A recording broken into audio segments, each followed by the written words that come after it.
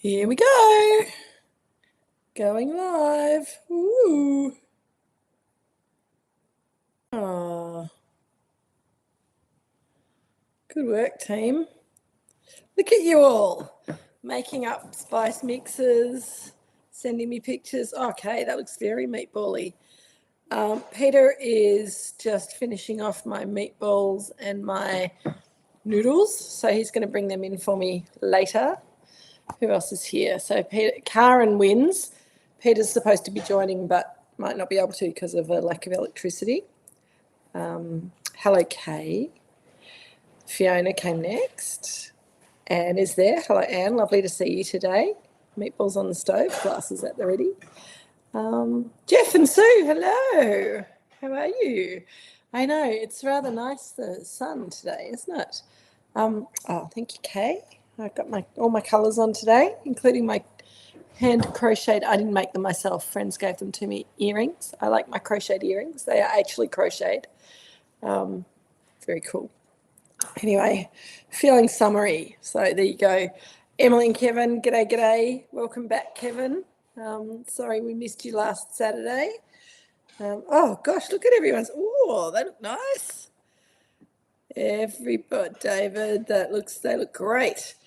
Peter's doing mine for me. Anyway, I have some wine, I have some water. Hang on a sec. A little sip of water. I'm feeling a little bit dehydrated. It's been a big day. The sun's been out. Exciting. And we have the 2023 Garden Vineyard Pinot Noir. Now, I got a message from Shell that she was tucking into the 2012 Garden Vineyard Pinot Gris, which is another great wine from the Garden Vineyard. So it sounds like Shell and Andrew might be having a Garden Vineyard night.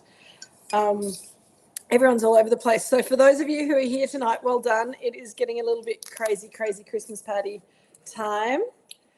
I'm going to just stick this into this slightly not perfectly clear. Well, it's just a bit cloudy.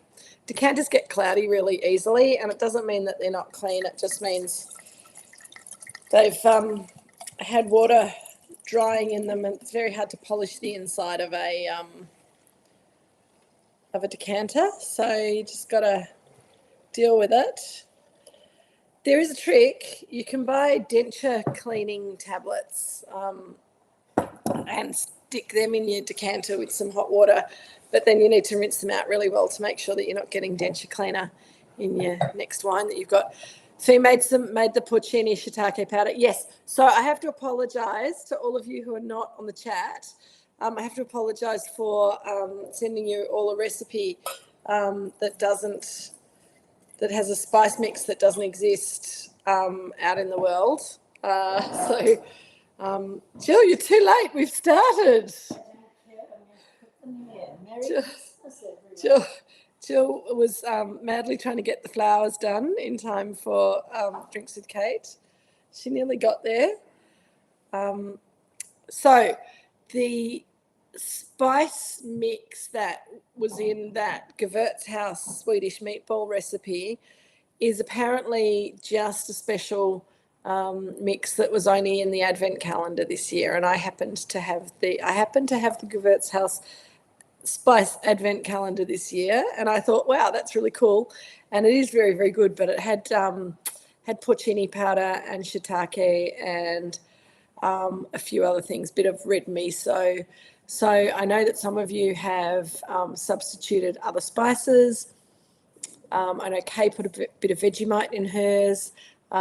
Someone else was doing other things. So anyway, the other meatball recipe that I put in, or the other spice mix that I gave you as an option was from another meatball recipe. So hopefully you've been able to sort of work something out, or you've gone to IKEA to get your meatballs, or you've got some cheese. I think the meatballs will be very good with this. And Karen also made a suggestion to me earlier in the week that if you wanted to be really authentic, then you should be having lingonberries or maybe cranberries and pickled gherkins with your Swedish meatballs, and that would be correct if you were drinking akvavit with your Swedish meatballs, as they do traditionally in Sweden. But I think that this wine is going to add the acid and the fruit and the tang that the lingonberries and the gherkins give to the Swedish meatballs. So I don't think you need any of the sides, and the sides will fight with. So if you do have the sides, just be a bit sparing with them while you're tasting the wine, because they will fight with the wine. Alison's behind. That's okay. Chef Andrew is almost ready with the vegan Swedish meatballs.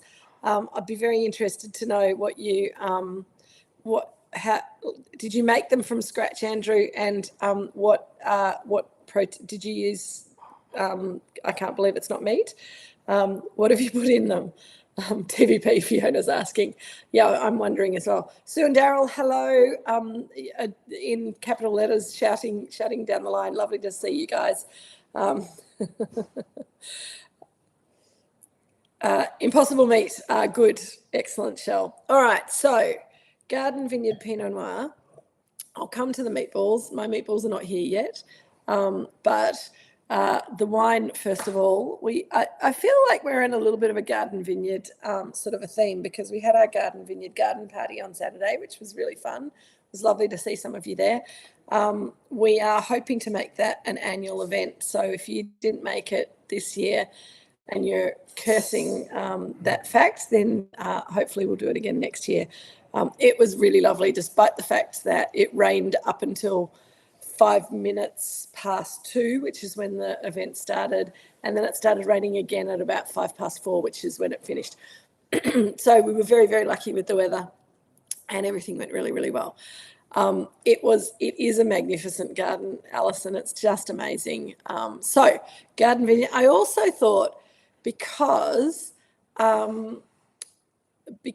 this 2023 Garden Vineyard Pinot Noir has had quite a lot of interest in the media, and I've got to say, the first review came out before we chose this wine for this box, but I knew that I actually had prior knowledge that Max Allen was putting this into his Christmas top 20 selection. So I thought it was a very good opportunity. We haven't done it yet. Good opportunity for us to have a look at this wine before it all gets sold out, because we've had a huge flurry on the Garden Vineyard Pinot 23 since it got written up by, first of all, Campbell Mattinson, and then by Max Allen. So really lovely. The label is gorgeous, and we stood there, sort of here, to have our first glass of wine when we were in the Garden Vineyard. So that was nice. And you'll have seen the picture of Polly up on the reel on the social medias. She's standing right in front of those trees as well. So it's a lovely part of the garden. It's really super duper. I love this wine. Oh, yes, Peter. Karen is saying, Shell, that IKEA sell vegan meatballs in the freezer section. And I have heard that as well. I've got no idea what they're like, but they're there.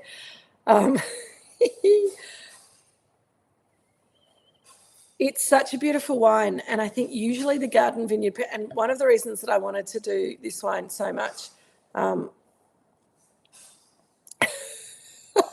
Shell, it's a revelation. I only found out on Tuesday that this was the case. Otherwise, I would have put it in my email. I had lunch with one of our distributors who's vegetarian, and she's also from Sweden, and she was telling me about the fact that they have vegan meatballs now at IKEA in the freezer section. Very good. So back to the wine. This wine often, when it's young, looks kind of elbowy and awkward, and the 2023 is the most approachable of all of the Garden Vineyard Pinots that we've made. That's the wine there, Dad, if you guys are ready for some. Dad's having a beer, but Jill looks like she'd quite like a glass of wine. Dad's been doing a lot of mowing. This place has been slightly overgrown. The rain that we've had in the last few weeks and the intermittent sunshine has meant that everything's grown like topsy, and Richard's been out on the mower all day today, which is very impressive. So I'm not surprised that he needed a beer to wet his whistle before he had a glass of wine. So Fiona is pointing out that it's more tannic than the other single vineyard Pinots, but the tannins are lovely and soft. Indeed. Hello, Linda. I hope you're feeling. Linda had to go home early today because she was feeling a bit unwell. So I'm impressed that you made it to Drinks with Kate, Linda, and I hope you're feeling better. I think this wine. So just a little recap on the Garden Vineyard, first of all. So the Garden Vineyard's just across the road and over the hill from us. So it's behind the property that is directly across the road from us. It's owned by Sue and Daryl, who are on the chat tonight. And we've been making single vineyard Pinot from this fruit since, well, it's been an official thing since 2010. Dad started playing around with single vineyard wines a year or two ahead of that. We always make all of the different parcels of fruit into different batches of wine, but we released our first official Garden Vineyard single vineyard Pinot in 2010. And not only is it single vineyard from this special vineyard, it's all MV6 fruit, and we make it with a whole bunch ferment. So instead of destemming the fruit, we throw the whole bunches in, and we get very different aromas and flavours and tannins and texture in the wine as a result. Now, what are people talking about? You're not talking about wine at all. Talking about the IKEA meatballs. I hope the meatballs definitely bring out the what, Craig? The spice in the wine. Excellent. Good. Alison will talk about the nose. Absolutely. Emily's talking about her cows. The Highland cattle aren't eating fast enough. No, they're probably a bit full. There's been so much grass. It's amazing. Okay, Fee, coming back to the wine. So the way the wine is made is that it's hand-picked, obviously. Can't do a whole bunch if you don't hand-pick. The fruit goes straight into a 2-ton fermenting vat. And we cover it with CO2, and we cover it with plastic, and we seal it. So yes, we get some partial carbonic maceration in the early phases of the winemaking. We leave it there to just do its thing, usually for at least a week, possibly a bit longer. And when gravity will obviously break down some of the grapes and release a bit of the juice into the system, which means that the sugar is then, thank you, Peter. Oh, that looks beautiful. Yeah, good on you. Thanks. I'll show you my meatballs in a minute, guys. That looks awesome, thank you. Here we go. Pete's done a lovely job plating them up on some fusilli noodles for me. I didn't tell him that they're supposed to have parsley on them, but I didn't want to spoil the brown with green. Oh, yum. Did you put some butter in those noodles, Pete? Yum. So carbonic maceration happens, and carbonic maceration is when the sugars start to break down inside the grape. There's no yeast present because the yeast can't get into the grape, but the sugars start to break down and start to become alcohol in a sort of a internal chemical reaction. Is it a chemical? It is a chemical reaction. Yes, I'm getting nods from Richard. You don't get a lot of alcohol from the carbonic maceration, and it kind of it gives up after a while. So you need to then release the sugar into the system so that the yeasts can get to the juice. So you need to squash the grapes. So as I said, gravity starts that process, but the best way to do it, we find, is to put Richard in on top of the grapes and have him walk around on them to squash the grapes and break them down. And at that stage, we're moving away from carbonic maceration and moving to fermentation, alcoholic fermentation. So carbonic maceration, just in case anyone wasn't familiar with the concept, what does it do? It gives the wine an aromatic profile that you wouldn't get otherwise. When we teach it in wine courses, we talk about Beaujolais Nouveau and entry-level Beaujolais, which has a lot of carbonic maceration. And people talk about a bubblegummy kind of aromatic to the wine. I don't get bubblegum in the Garden Vineyard Pinot, but I do get a bit of lolly shop. So what I mean by lolly shop is I can just smell meatballs now and spice. That's awesome. You get some dark chocolate, you get some licorice, you get some raspberry drops and raspberry jube kind of aromatics. Sometimes some cherry drop as well, if cherry's the fruit that comes through, which is often the character that we get in our Pinots here. That's the aromatics of carbonic maceration. The savouriness in the wine comes from this next process when, as over the days, Richard gets in and walks around and squashes more grapes, there's more juice being released into the system. And as well as fermenting the sugars to alcohol, you've got the juice soaking on the skins of the grapes, but also on the stalks of the grapes. And so you get colour from the skins, and you get different shaped tannins, and you get savoury flavours coming from the stalks. So you get this lovely kind of earthy, there's a dry, for me, it's always like it's a dried leaf. We talk about forest floor, but for me, this is a forest floor in autumn when the leaves have fallen off the trees and they're brown, and you crunch through them and you get that kind of dried leaf, crunchy, wet soil kind of a smell. There's a little bit of a truffly note in there. There's a little bit of mushroom. It's very savoury. And that's what kind of inspired when I was reading up about the Swedish meatballs. We could do Spanish meatballs another time, but the Swedish meatballs, because that spice mix that I've got has got quite a lot of mushroom in it, and lots of umami savouriness, it works really well with the savoury umami forest flory kind of character that this wine gets from the stalks. You get more of the perfume and more of the forest floor, I think, on the nose, and there's this lovely kind of crushed cherry fruit character as well, black cherries that have been sort of crushed, almost as though there were cherries in there while Richard was walking around on top of them. There weren't, it was only grapes. But it's that black cherry, like when you bite into a black cherry and that juice comes out of them, they're kind of a bit crunchy. And on the palate, you get much more of that cherry fruit, a little bit of raspberry jube, a little bit of almost musk stick kind of lolly character, and then you get this savoury drive coming through the back. You get this beautiful tannin structure. As Fee said, the tannins are much firmer. They're bigger. They're more present, but they're really velvety and they're really silky. And they're just beautiful. Shell's just said that the meatballs are salty, but the wine cuts through it and lifts the sweetness, mellows it out. And that was the idea. I thought the meatballs would be salty, meaty. Even I reckon the vegetarian ones will be meaty as well, because they'll have their umami kind of flavours in them. But lots of meatiness, lots of mushroomy kind of umami flavour. I'm going to have some meatball now and taste the wine again.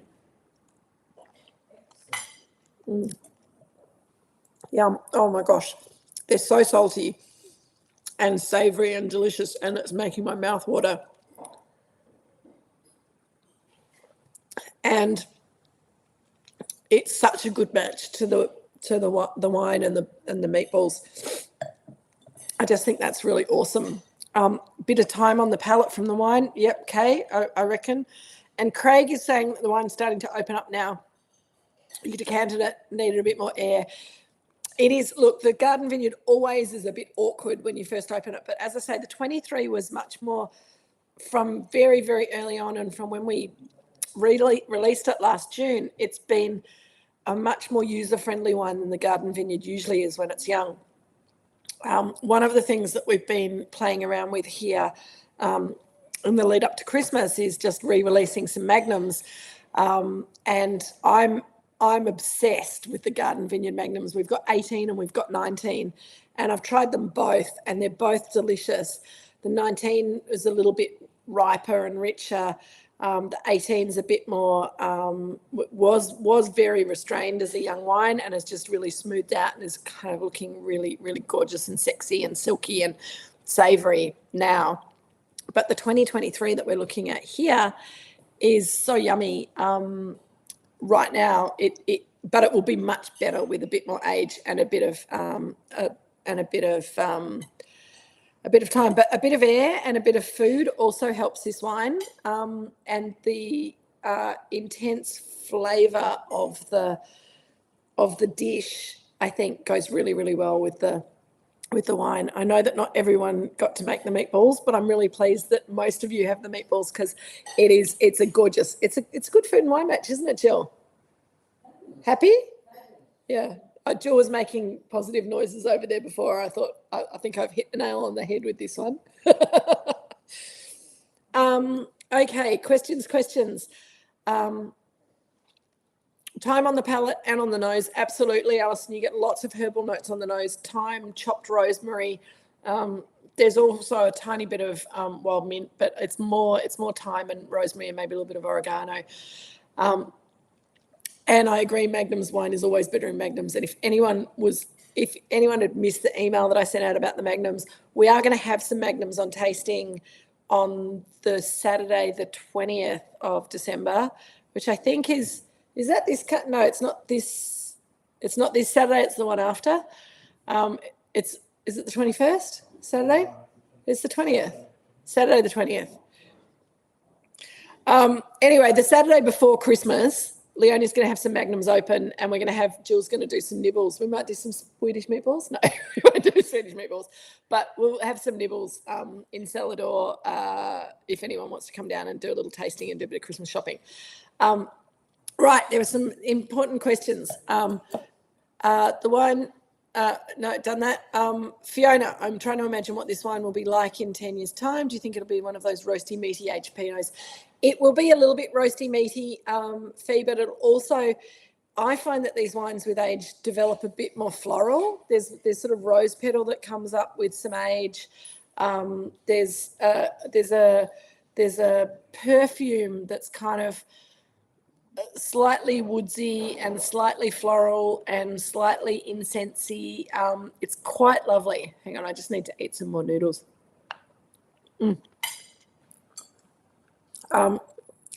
In 10 years' time, I think it's got still some sort of elbowy, angly sort of characters to it, and they'll smooth out and it'll do beautiful, beautiful things. Okay, what are we? Oh my gosh, Shell and Andrew are going to India next week. You'll be missing in action. Oh, that's no good. Andrew used Kashmiri chili powder and it's lovely and mild. Oh, it's a beautiful spice. Kay was impressed that Coles had 50 grams of pork and beef mince already done. Yep, a lot of people are doing pork and beef mince as a thing. Okay, Anne. Anne says, look at the fine print. I think it's 70% pork, 30% beef. I used it too. It worked fine. It doesn't really matter. I actually, being totally honest, mine's 100% beef because I had some beautiful Chianina beef mince defrosted, so mine doesn't have any pork in it at all. I think the pork will bring more sweetness to the meatballs, but the Chianina beef has a lovely sweetness and sort of meatiness to it, which I really like. So we didn't mix it up. Potpourri, yes, Fee, a little bit. So yeah, dried rose petals and spicy notes, and more of the, as well as the sort of the thyme and the rosemary, you get some more cinnamon and nutmeg and allspice. All of those things that kind of were suggested to go in the meatballs come up in this wine with time and do a really good thing. So David thought the sauce needed some acid, added a generous splash of white balsamic, made quite a difference. Okay. I was expecting the wine was going to bring the acid, David, and I think that's why Karen was saying to serve it with gherkins, because then you've got the acid coming in, and lingonberries or cranberries, that brings the acid in to the meatballs. But Absolutely, you can fiddle around with that recipe as well. I think that's pretty good.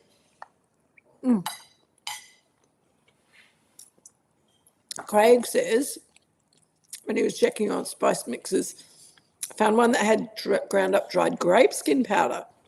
I've never had it. I've never made it. Sounds a bit fussy to me, but I think we've got enough grape skin tannin in this wine without it. What funny thing did Craig say? Oh, crossbreeding, haha. Kay, the saltiness comes from the stock. I added some brandy, which toned it down, but didn't overrun the lovely flavours. Oh, that's a nice idea. I did see that you mentioned something about brandy earlier on, Kay. That's a good trick. I think if you use homemade stock, then you manage to avoid some of the saltiness. But yes, if you use stock cubes, then or bought stock, it's often quite salty, so you've got to take that into account. Sorry, I can't stop eating these meatballs. They're so yummy. I think the porcini powder was a good mix, and if you do Massel, okay, it's good. It's just a bit saltier than beef stock made from beef bones or stock made from chicken, and I use chicken stock in this, so I'm not too fussed. But salty is good, Fiona. I agree. And the wine is opening up beautifully in the glass. It's rather awesome. But I was also going to say, if you do like the Gewürzhaus stuff, and they don't, I think they should make the umami blend to sell, and maybe they will next year. But they do also have porcini salt, and they have a few other things. So you can sort of play around with different flavors. Kay has an aversion to salt. Oh goodness. I think the wine helps as well, because the wine's not salty. And a little glass of water on the side also helps. But yeah, I think salt can be overdone for sure. But it's one of the reasons that a lot of restaurant food is often more delicious than home cooked food, is that they use a lot more salt and they use a lot more butter in restaurant food than we do at home. Which is pretty funny. Peter and Karen, the Swedish, okay. Kay's mum used to over-salt food for her as a child, so that's fair enough. The Swedish ones are Swedish pickles, I think Karen's talking about, are much less acidic than gherkins. They're quite sweet, and the vinegar's cut with water. Sure. I still think the wine brings the sweetness and the acid, so I don't need any pickles with this. And I find pickles often, we've talked about chili in the past fighting wine, and I think pickled food generally, you've got to be really careful about matching pickled food with wine. It does work sometimes, but you probably want a wine that's got sort of medium to low acidity. Jeremy's had sick kids this week, and I popped over to pick something up from him the other day. It happened to be wine o'clock, so we had a glass of wine, and he had some pickled herrings, very much in the Swedish kind of mood that we're in this week, and we had that with a glass of Pinot Gris on skins, which was fantastic. I think the Pinot Gris on skins works. Pinot Gris generally works well with pickles, as long as the pickles aren't too spicy. But they're pretty awesome. And I am obsessed with pickles, so don't ever think that I'm not advocating pickle in your life. I just think it's quite hard to match to wine. And in fact, if you think about, so when I think about pickle, I think of your classic ploughman's lunch, some really good cheddar cheese, some really good Branston pickle or pickled onion, some nice bread. And that is perfect with a beer. It's not great with wine generally, but anyway, we can do some pickle experiments next year to see what we can work with matching picklebacks. Peter likes a pickleback. Maybe when we do our next cocktail session, Peter, in our summer cocktail sessions before we get started again, we could do picklebacks. Bread and butter. Look, see, I don't like I like pickle that's vinegary as well. PGO. Pigios. I like that. Pigios. Thank you, Shell. That's the Pinot Gris on skins. Pronounced Pigios. Can handle anything. Picos?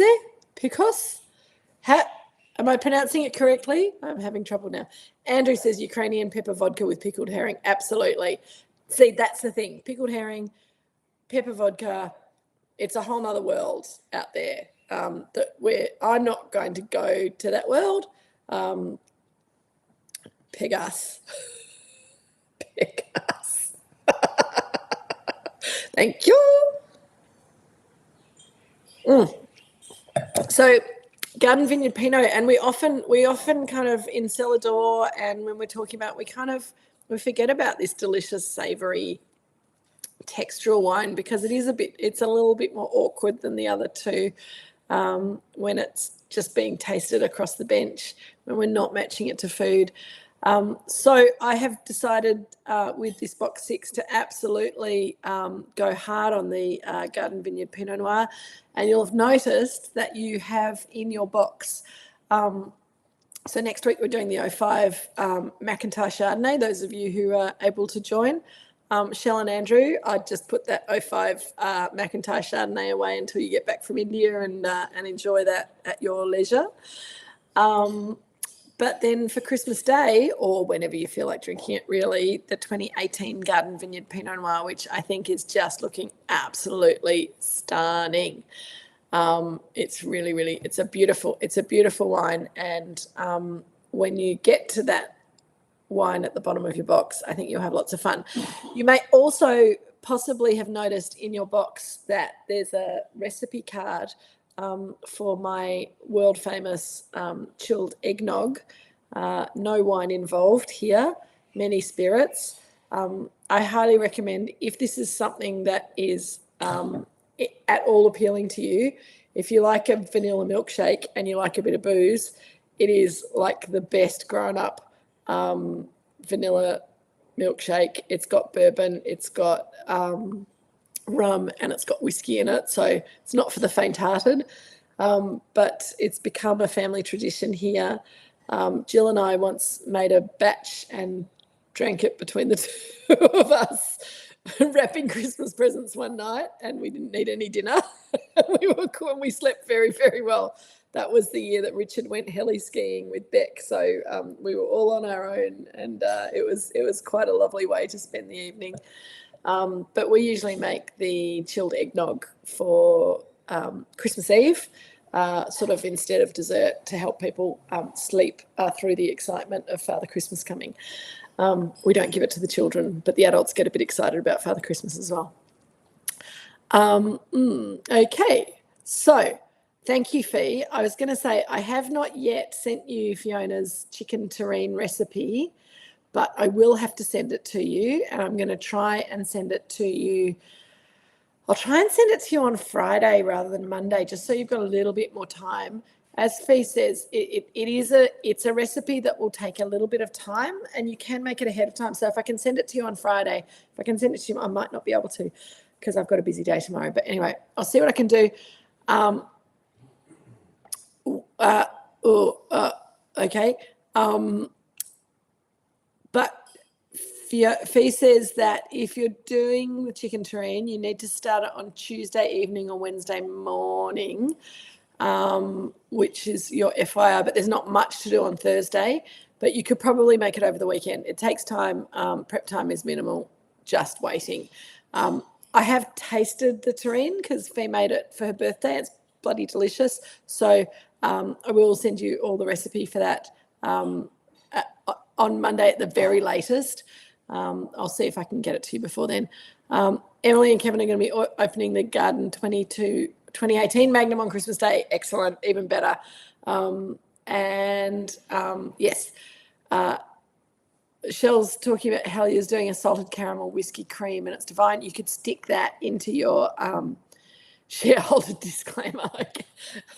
You're not allowed to advertise other things on this chat, Shell. you can pop some of that into your eggnog if you like, but it's pretty rich even without salted caramel whiskey cream. I do have friends in England who made the eggnog and put something that sounds very similar to that, just sort of drizzled it over the top. It looked amazing and it sounded very, very rich as a result. But yeah, it's pretty awesome. The Marks and Spencer's flavoured creams is one of the things I'd go back for. But the whiskey cream, the salted caramel whiskey cream, is that shell, is it like a cream or is it a cream liqueur like Bailey's? I was assuming like a Bailey's kind of a thing, but with salted caramel instead. Please explain. I just have to have a little bit more meatball, excuse me. The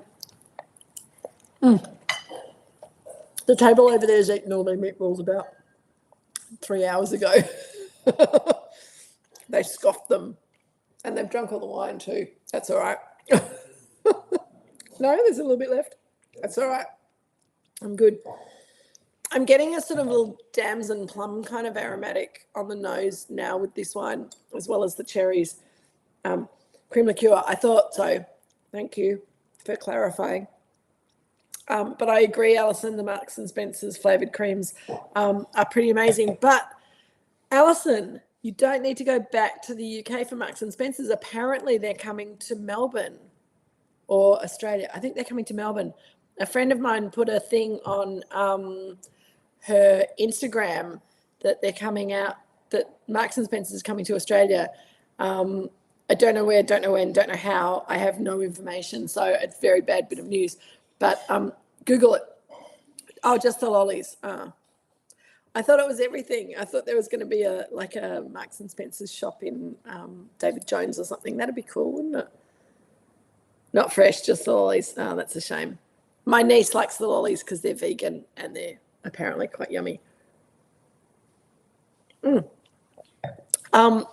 So I think this wine is going through these really lovely evolutions.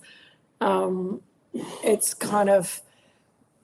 got this savoury, meaty note to it now, but damson plum, as I said before, black cherries. There's almost a pickled cherry kind of a note to it. It's not salty and it's not pickly, but it's got really lovely wine acid to it. It's really quite special. Kevin, probably an American question on the eggnog. What is mixed spice? So you can buy mixed spice from the supermarket. It's basically, I think it's a combination of, it's not allspice, which is like a nutmeg that you grate, but mixed spice is made for sort of cookies and probably Christmas pudding. I'm not sure. I think it has nutmeg, cinnamon. There's probably some allspice in there. Maybe some ginger. Sort of baking spices. Jill, do you know what's in mixed spice? She says yes, but she's not telling us, which makes me think that maybe she doesn't know. I know there's cinnamon in there, and I know there's nutmeg, but I don't know what else.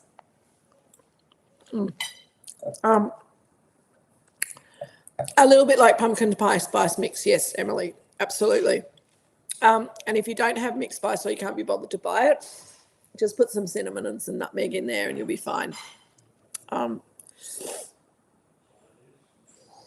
I've got to say thank you to Peter for a bit like pumpkin spice, yeah.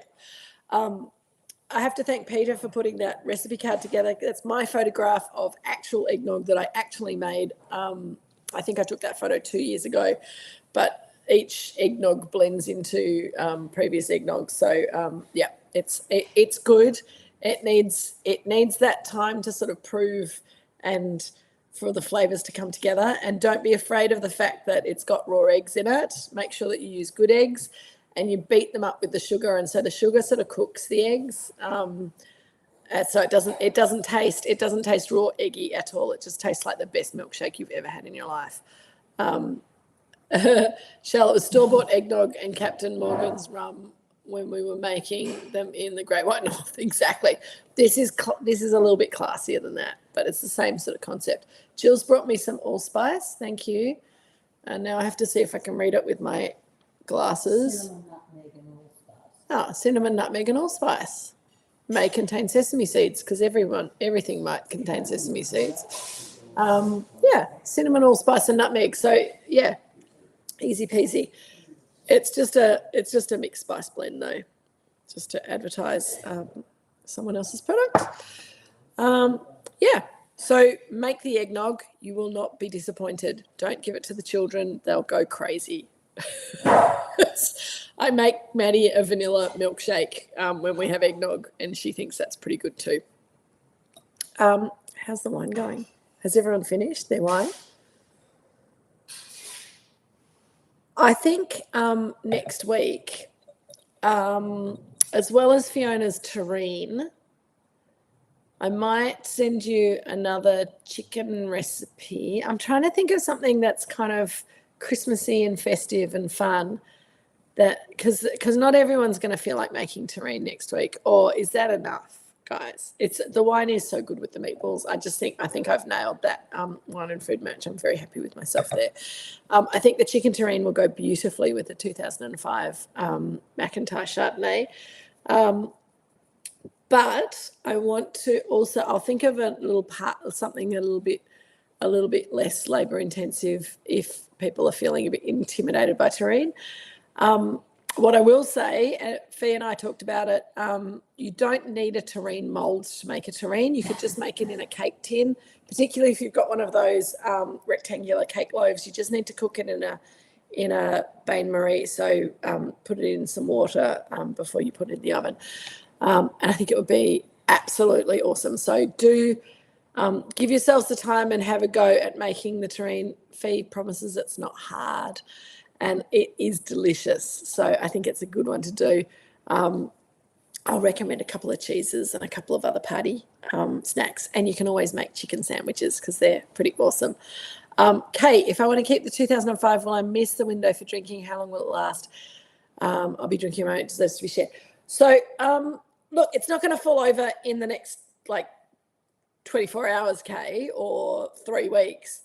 I'd probably drink it in the next year, but it'll probably be okay for longer. But it's in a really nice place right now. And to be honest, we're a little bit amazed that it's stayed as fresh as it has so far. Dad's nodding over there. And it's been kept in pretty ideal conditions down in Dad's cellar. So I think unless you've got a perfect cellar, then it's probably going to evolve more quickly once it's out of the cellar. So yeah, okay, drink it with some special people sometime in the next 6 months, I'd say. Coravin for your Christmas present, Alison says. Excited, but you need to see recipes. Absolutely. I will send you the recipe as soon as I'll try really hard. I'll try and type it out tonight. 20 minutes. So Fee's giving us some more info. 20 minutes prep tops, 90 minutes cooking, overnight cooling, pressing. So yeah, you just got to make it at least 24 hours ahead of time, but you can make it 3 days ahead of time as well, or 4 days ahead of time, and it'll be fine. I might send you a couple of other favourite Christmas recipes if I get inspired next week. I have put it in ChatGPT. I don't use that, Fiona. It's against my religion. I have a really lovely salmon beetroot cured gravlax salmon recipe that I also make every year that I might send you. That's more work and more time, but for people who like that kind of thing, it's worth it. So I start making that 2 days before we want to eat it, and it's messy and it's fun and it's fabulous. And it's so delicious. So thanks, Fee. If you can send it to me in emailable form for everyone, then I can send it out tomorrow. That'd be amazing. Cool. All right, team. Well, we've been going for nearly 45 minutes. I feel like I should let you go and get on with your evening. It's been fun. The wine is still evolving and opening up in the glass, I reckon. And if you gave it a, thank you. If you gave it a decant today, I think that will have got it going. As Craig said, it kind of needed a bit of air anyway. It needed a bit of food. The salty, meaty deliciousness of those meatballs, I think, were fantastic with the wine. So I'm giving myself 5 stars for tonight's presentation.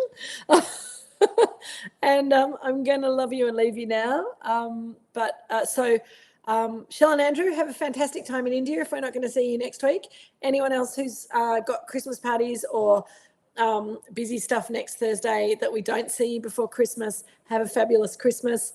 For the rest of you, I'm really put it through the aerator. Well done, Shell. That's a good thing to do with a wine like this. For those of you who are going to join me, Kay chilled the wine for about an hour and took it out at 5:30. Yeah, I reckon now that it's getting a bit warmer, a little bit of chill on a Pinot Noir is not such a bad thing. I served it out of the wine fridge at 16 degrees. So it had it was a little bit cooler than room temperature. We'll see you on the other side, Shell and Andrew. Happy holidays. Yes, indeed. That's very inclusive of you.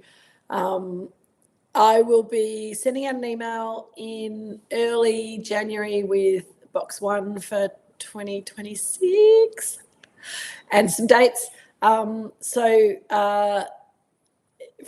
of you who can't make it next week, have a wonderful Christmas. For those of you who are here next, it'll be fun. I can't wait. Love you all. Have a great summer. And gosh, enjoy India, you guys. And everyone else, have fun. I'm glad you enjoyed the beautiful wine, Sue. Sue keeps saying I talked to Jeff, but Sue tends to be the typer. So hopefully typist. I hope I'm correct this time.